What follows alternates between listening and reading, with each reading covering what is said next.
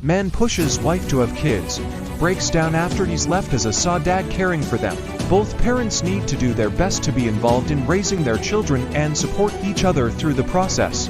That includes changing their diapers, cooking, cleaning, remembering doctor's visits, and a few dozen more things. However, some couples decide that it's much more logical for one of them to become a stay-at-home parent, while the other remains the primary breadwinner. Internet user U. Obvious mistake 7801.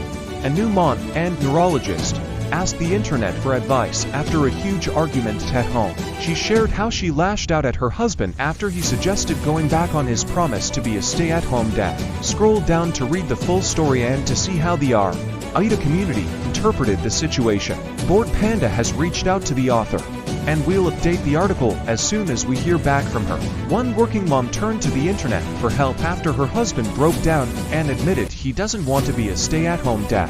If someone decides to be a stay-at-home parent, more power to them. Having a family and raising kids can be extremely fulfilling and purposeful. But it really does matter that the parent does this willingly.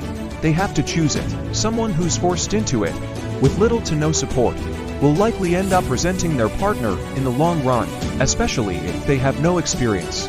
It's natural to have a tough time adapting to being a new parent. There are huge changes in your life. So, having a breakdown or accidentally lashing out at your partner, something that can happen. The important thing is that these don't turn into habits, and that they're not the only way both partners communicate. Emotions are raw, everyone's on edge, and couples argue. There's nothing wrong with a good, healthy argument, so long as both people remember that they're on the same team.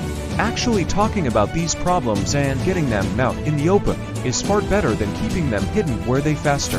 With that in mind, nobody should feel judged for being honest and vulnerable.